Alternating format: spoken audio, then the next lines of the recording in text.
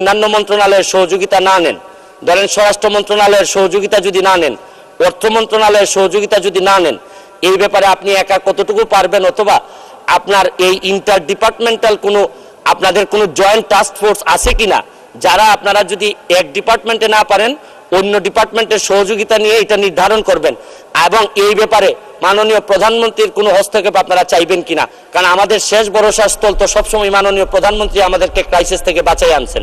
ধন্যবাদ। ধন্যবাদ মাননীয় সদস্য। মাননীয় মন্ত্রী। ধন্যবাদ মাননীয় সংসদ সদস্যকে। আমি আগেও বক্তব্যে বলেছি যে মাননীয় প্রধানমন্ত্রী আমাদের প্রথম ক্যাবিনেট মিটিং থেকেই দিক নির্দেশনা দিয়েছেন এবং আন্তঃমন্ত্রণালয় একটা সমন্বয় কমিটির মাধ্যমে আমরা আমাদের কাজ করে যাচ্ছি। সেইখানে আমাদের স্বরাষ্ট্রমন্ত্রী মহোদয়ের প্রতিনিধিরা আমাদের সাথে সার্বক্ষণিক কাজ করে যাচ্ছে এবং এই টাস্ক ফোর্সের মাধ্যমে আমরা